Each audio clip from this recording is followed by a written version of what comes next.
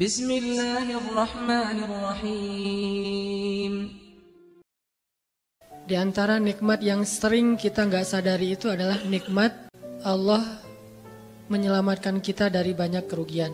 Kalau keuntungan kan kita tahu nih, karena wujud kan. Tapi kalau kerugian, kita seringnya nggak tahu karena tidak berwujud. Kalau berwujud, rugi. Kalau dihindarkan dari kerugian, pasti nggak akan ada wujudnya. Misalnya dihindarkan dari jatuh, berarti kan nggak ada lecetnya ya. Kalau lecet berarti jatuh. Kalau nggak lecet, berarti nggak jadi jatuh. Nah ini berarti kan tidak berwujud. Karena nggak berwujud, seringnya kita nggak sadar kalau itu nikmat dari Allah. Tapi kita harus belajar yakin, itu sering terjadi dalam hidup kita. Baik itu lecet fisik ataupun lecet hati. Karena kalau udah kerasa di hati kita kan berarti ada masalah nih. Kadang-kadang Allah menyelamatkan kita dari kekecewaan, dari marah, dari sakit hatinya. Itu kan tidak ada wujudnya karena kita diselamatkan. Tapi yakin bahwa sesungguhnya itu juga nikmat dari Allah. Makanya harus tetap bersyukur walaupun kita kadang gak bisa menghitung nikmat Allah. Karena emang gak mungkin menghitung nikmat Allah. Wa in ta'uddu ni'matallah. Gak mungkin kita bisa menghitung nikmat Allah. Gampangnya misalnya coba aja, ada gak kita yang bisa ngitung jumlah tetes air hujan ketika turun hujan? Itu baru satu nikmat ya, hujan doang nih. Bisa gak ngitung berapa tetes air hujan yang jatuh ketika kita lagi musim hujan? Atau sekali hujan aja nih, setengah jam berapa tetes? Gak ada yang bisa ngitung. Itu aja gak sanggup, apalagi nikmat-nikmat yang lebih besar. Nah jadi tetap walaupun kita gak sadar nikmat Allah apa, tapi kita pakainya bukan cuma dengan logika. Hidup saya kayaknya gini-gini aja logikanya nih. Tapi kalau kita beriman sebetulnya gak gini-gini aja. Hidup kita tuh harusnya lebih parah dari ini nih. Hidup kita tuh harusnya banyak masalah. Cuman sebagian besar masalah udah Allah hindarkan. Udah Allah selamatkan kita dari masalah-masalah itu. Cuman dikasih sebagian kecil sebagai pengingat buat kita. Kadang-kadang kalau gak dikasih masalah sama sekali kita suka jauh dari Allah. Kan Allah kangen. Di antara hadis kangennya Allah kepada kita tuh, Allah kalau kangen kepada hambanya dikasih ujian. Hamba yang kayak gimana? Hamba yang kalau gak dikasih ujian gak deket sama Allah. Sehingga kalau Allah kangen sama kita, yang gak deket sama Allah nih, suka lupa sama Allah, Allah kasih kita ujian. Tapi ujian yang dikasih juga ujian yang insya Allah masih ketahan sama kita. Karena Allah gak mau ngasih kita ujian yang mencelakai kita. Kalau itu terjadi namanya bukan ujian, tapi namanya azab. Dan insya Allah orang beriman gak dapat itu. Yang dapat kayak gitu tuh kelasnya udah kelas Firaun, Haman, Korun, Namrud ya. Abu Jahal, Abu Lahab itu kayak gitu tuh. Tapi kalau kelas orang muslim yang udah beriman cuman gak soleh-soleh amat, insya Allah yang dikasih bukan azab. Yang dikasih adalah ujian. Kenapa? Allah kangen dengerin curhat kita di sepertiga malam. Allah kangen ngeliatin kita menangis dan manja kepada Allah. Allah kangen kita bangun tengah malam atau sepertiga malam berdoa kepada Allah. Allah kangen kita berdiri dan sujud dengan waktu yang lama. Kadang-kadang sujudnya setengah jam, saking lagi berserah diri kepada Allah. Allah kangen, makanya dikasih ujian dikit. Tapi ujian yang dikasih ke kita tuh sedikit dibandingkan yang Allah hindarkan dari kita. Tapi mana buktinya dihindarkan? Kalau ada buktinya namanya gak dihindarkan. Kalau sudah wujud namanya kena. Kalau gak kena pasti gak ada wujudnya. Terus gimana kita tahu? Kita mungkin gak tahu, tapi kita bisa meyakininya, iman. Makanya yang dipakai bukan hanya logika, tapi juga iman. Karena Allah Subhanahu wa taala menyelamatkan kita siang dan malam. Kulla yaumin huwa fi sya'n. Itu ayatnya. Kulla yaumin huwa fi sya'n. Setiap hari Allah sibuk menyelamatkan kita. Salah satu tafsir dari kalimat fi sya'nin adalah Allah sibuk menyelamatkan kita. Setiap hari kulla yaum sibuk menyelamatkan fulan-fulan, sebanyak jumlah manusia, sebanyak itulah yang Allah selamatkan. Bukan cuma mukmin. Bahkan orang kafir juga kadang Allah selamatkan, cuman di dunia. Kalau di akhirat beda lagi ceritanya. Kalau di dunia rahmat Allah semuanya dikasih. Baik kepada mukmin ataupun kepada yang tidak mukmin, dikasih rahmat Allah di dunia. Tapi di akhirat hanya berlaku bagi orang-orang yang beriman. Kenapa orang yang tidak beriman kok dikasih rahmat Allah di dunia? Karena di sisi Allah dunia itu kecil, gak terlalu berharga, makanya dikasih semuanya. Akhirat itu berharga, makanya dikasih buat yang Allah sayangi, yang Allah pilih doang, yaitu orang yang beriman. Jadi jangan sampai kita berpikir Allah tuh kayaknya gak fair, kok orang gak beriman dikasih rahmat di dunia? Karena dunia itu gak terlalu berharga di sisi Allah. Seandainya dunia itu ada harganya walaupun sebelah sayap nyamuk, gitu kan hadisnya, gak akan Allah kasih itu dunia kecuali kepada orang beriman. Tapi berhubung lebih ringan daripada sebelah sayap nyamuk, dikasih kepada semuanya. Ibaratnya kalau kita ngasih kayak ngasih lagi jalan gitu ya, naik angkot misalnya, naik angkot terus sama istri nih naik angkot berdua, terus pas turun angkot, harga angkotnya tuh misalnya 3.000, udahlah kasih aja 5.000. Karena 2.000 yang kita kasih, nggak mungkin istri kita komplain, kemarin aku minta nggak dikasih, nggak akan mungkin kan? Kenapa? Cuma 2.000. Tapi coba ngasih 100.000, beda tuh. Karena dia sesuatu yang ringan, maka tidak perlu komplain. 2.000 doang, saya juga dikasih lebih dari itu. Harusnya kita sadar bahwa dunia itu 2.000-an. Dunia itu cuma 2.000-an. Gak terlalu berharga lah. Walaupun tetap butuh. Gak berharga juga butuh. Sehingga ketika ada orang yang tidak beriman dikasih 2.000-an kayak gini, kita yang beriman jangan sirik. Mending saya gak beriman kalau kayak gitu. Ternyata gak beriman juga dapat tuh banyak. Gak banyak, cuma 2.000-an. Dan kita mah dikasih lebih banyak dari itu. Cuman yang dilihat 2.000-nya, bukan yang ratusan ribunya. Ini artinya teman-teman, yuk kita tetap belajar bersyukur kepada Allah. Walaupun kita gak sadar nikmat Allah itu apa. Kita gak bisa ngitung dengan logika kita. La tuhsuha, gak mungkin bisa dihitung dengan logika. Tapi kita masih punya logika iman. Yang kita yakin, kulla yaumin huwa fi sya'n. Setiap hari itu Allah ngasih nikmat buat kita. Setiap hari itu Allah menyelamatkan kita dari banyak masalah. Setiap hari. Bukan pernah tuh dulu gua nyelamatin lo. Enggak. Setiap hari diselamatin. Kita ada orang yang kadang-kadang nyelamatin kita dari satu musibah. Itu kan berjasa dan kita kayak ngingat seumur hidup kan ya. Dianggap kayak orang yang paling berjasa dalam hidup kita. Dulu hampir putus gara-gara dia gak jadi putus gitu. Nyambung lagi dalam bentuk yang halal misalkan ya. Berarti kan dia paling berjasa nih. Kalau gak gara-gara dia nih udah putus tuh. Kalau gak gara-gara dia udah cerai nih. Alhamdulillah gara-gara si fulan, gara-gara ustadz itu, gara-gara teman saya, gara-gara orang tua.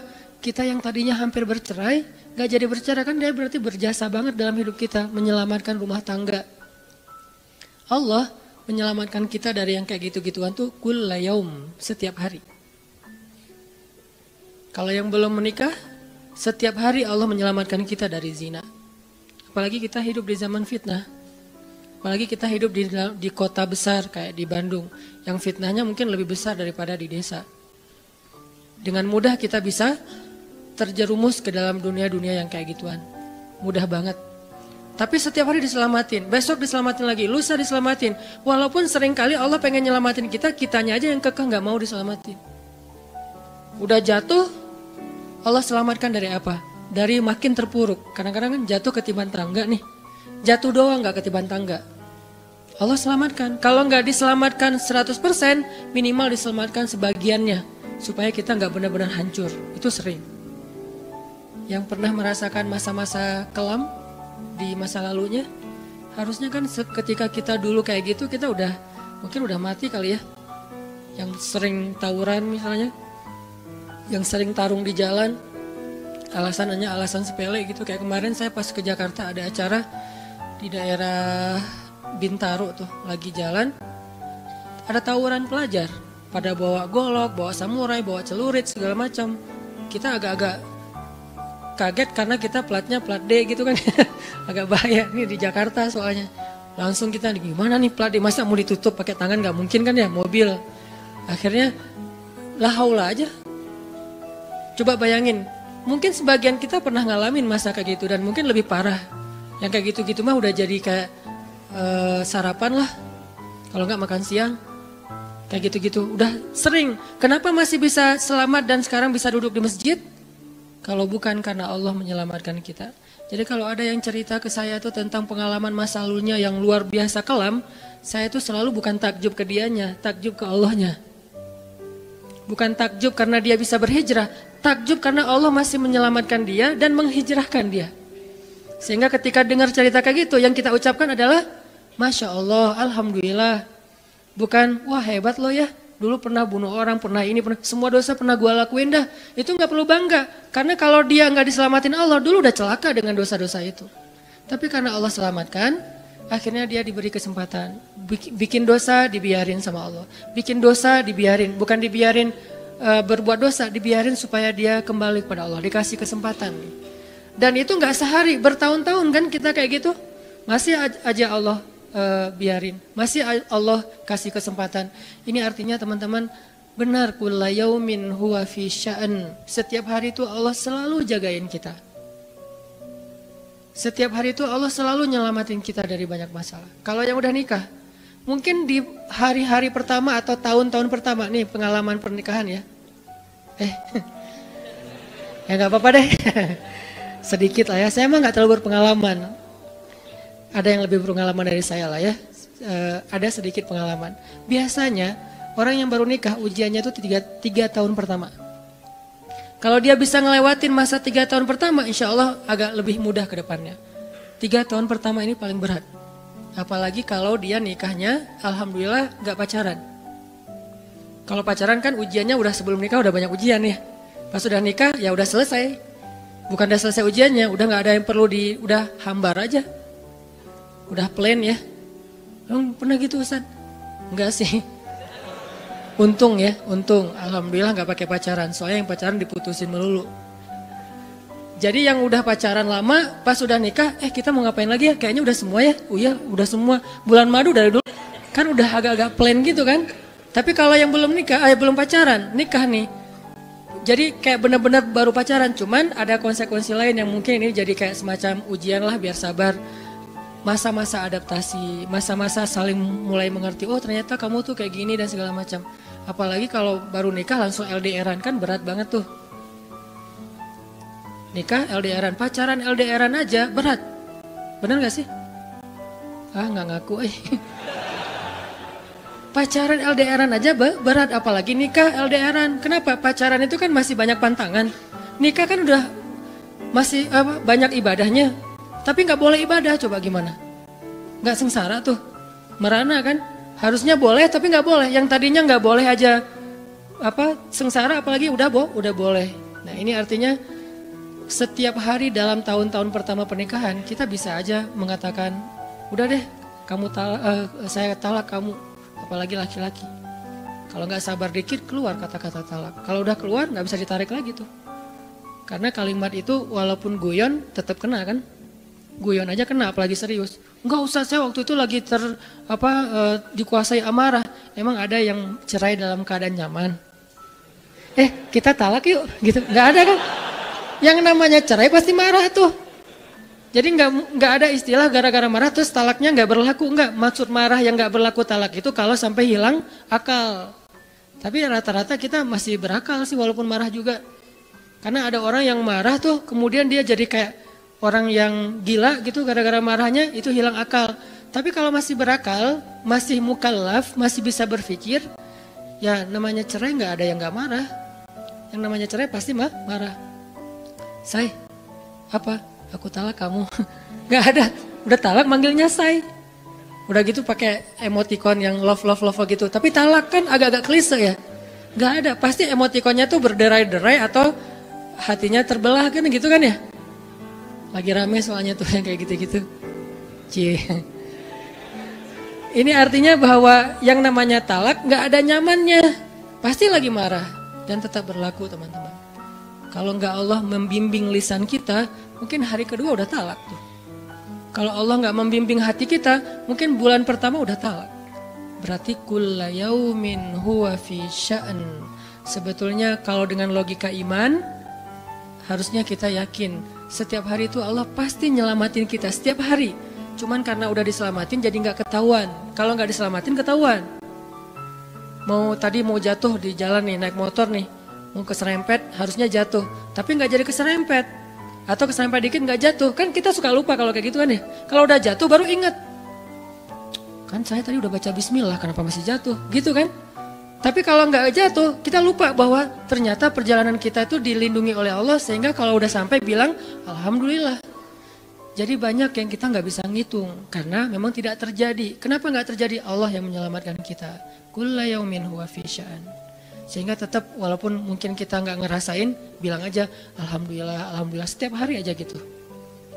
Karena nggak ada ruginya juga kita ngomongin Alhamdulillah. Satu-satunya kata atau nama yang nggak rugi disebut cuma nama Allah. Dan satu-satunya nama yang rugi kalau disebut nama mantan. Itu nggak enak banget nyebutnya. Kadang-kadang lagi ngobrol sama temen atau lagi kenalan di dalam kampus nih ya, atau kelas anak baru ceritanya. Kan kenalan nih, dipanggil nama sama guru satu-satu. Pas ada satu nama misalnya namanya siapa gitu kan ya. Kita sendiri yang pas nama itu disebut langsung meriang. Lah kamu kenapa? Itu nama mantan saya bu. Kan suka gitu ya. Sampai ada nama jalan bisa buat dia kegeeran sendiri. Saya pernah di Masjidil Haram ada salah satu nama gate, nama gate tuh, bukan gate Masjidil Haram ya. Kalau gate Masjidil Haram semuanya nama cowok, kan nggak mungkin saya punya mantan cowok kan. Salah satu gate di hotel lah, itu namanya tuh nama, pokoknya nggak usah disebut, ketahuan ntar, di stalking lagi ya. Ada salah satu gate di hotel besar kayak Zam-Zam Tower gitu, gate-nya tuh namanya nama seseorang. Pas ngeliat tuh, hah, gitu doang. Coba bayangin, nama aja bisa bikin kita calangap? Nama, coba. Jadi satu-satunya nama yang kalau disebut itu bikin kita nggak nyaman, itu nama muatan. Dan satu-satunya nama yang kalau disebut bikin kita dapat kebaikan, cuma nama Allah Subhanahu Wa Taala. Setelah itu baru nama Muhammad SAW. Makanya nggak ada ruginya lah bilang bismillah, innalillah, astagfirullah, masya Allah, subhanallah, dan segala macam yang ada kata Allahnya. Sehingga Nabi bilang segala sesuatu yang di dalamnya ada nama Allah maka diberkahi. Dan segala sesuatu yang di dalamnya tidak ada nama Allah maka tercabutlah kebaikannya. Jadi nggak ada rugi. Sehingga sampai nama orang aja yang paling baik itu adalah Abdullah sama Abdurrahman. Walaupun manggilnya Dul, El, tapi tetap namanya bagus nih, Abdullah, Abdurrahman. Kepanjangan prolognya. Tapi ada hubungannya. Allah itu kalau kangen sama kita, Allah kasih kita ujian. Makanya jangan bikin Allah ngasih kita ujian kalau kangen, tapi ngasih kita nikmat. Kenapa Allah kasih kita nikmat? Soalnya kita udah biasa, nggak perlu diuji juga, udah tetap setiap malam tuh curhat sama Allah. Bukan pas lagi banyak masalah doang baru curhat. Kalau pas banyak masalah doang baru curhat, berarti pas kita lagi normal, kita lama tuh nggak ketemu Allah, nggak pernah miss call Allah, nggak pernah japri Allah, nggak pernah curhat ke Allah, nggak pernah DM. Kan Allah kangen nih. Kemana ya dia? Kok nggak pernah DM saya? Kok nggak pernah miss call saya? Kok nggak pernah japri ke saya? Padahal online-nya sering loh. Tapi kok nggak pernah ke saya? Nih online-nya masih apa nih? Kan Allah suka gitu sama hambanya. Walaupun dengan analogi sosmed ya. Tapi Allah tuh perhatian banget sama kita. Allah nungguin kita datang. Setelah sekian lama kita cuek sama Allah, tiba-tiba kita baru niat mau datang. Duh, udah lama juga ya saya belum japri ke Allah. Baru gitu doang, belum diketik nih, belum typing. Baru niat doang nih, Allah udah bahagia coba. Allah kok baik banget nih sama kita ya. Seolah-olah Allah butuh kita, padahal gak sama sekali loh. Ghaniyun anil alamin. Allah tuh gak butuh kepada siapapun di antara hambanya. Gak butuh sama sekali. Tapi kayak seolah-olah Allah tuh yang butuh banget sama kita. Saking baiknya Allah. Allah itu raufun, rahimun, karimun, jawadun, apalagi latifun. Nah latifun Allah tuh. Sangat pengen dekat sama hambanya itu Allah. Udah lama pergi nih. Sibuk dengan semua orang dijapri, semua orang dia chat sampai tengah malam chat sama orang lain. Tapi Allah gak pernah dijapri. Allah tungguin. Kalau manusia mungkin kita bisa nyebutnya kayak kesepian gitu. Tapi Allah kan gak mungkin kesepian. Tetap aja Allah nungguin seperti orang yang kesepian. Saking kangennya sama kita coba. Begitu kita ada masalah datang ke Allah. Allah gak bilang giliran sekarang aja lo datang. Gak kayak gitu Allah. Langsung Allah dekap. Langsung Allah ada apa hambaku. Hal min dhi haja, apakah kamu butuh sesuatu? Hal min taib, apakah kamu mau diterima taubatnya? Hal min mustaghfir, apakah kamu mohon minta ampun? Allah tanya kepada kita setiap malam, dicuekin lagi. Datang Allah ke langit dunia. Harusnya kan Allah suruh aja malaikat kasih tahu ke dia supaya berdoa. Enggak, Allah yang langsung turun. Ibaratnya Allah yang ngejapri kita. Enggak dirit juga. Setiap malam japri, setiap malam gak dirit. Padahal online-nya, lasinnya tuh per setiap jam bahkan setiap menit dia online terus. Tapi yang Allahnya gak dirit, ketimpa lagi tuh. Marahkah Allah? Enggak. Kalau Allah marah, pasti kita udah celaka dari dulu juga. Karena kalau Allah udah marah, maka perhatikanlah kaum-kaum sebelum kalian, Ad, Samud, atau tokoh-tokoh sebelum kalian, Firaun, Haman, Namrud dan seterusnya. Perhatikan kalau Allah udah marah nih. Berarti Allah belum marah sama kita. Tapi jangan sampai batasan waktu yang Allah buat itu kita lewatin, itu bahaya. Karena kalau Allah sudah menentukan waktunya, gak bisa ditolak lagi sama kita.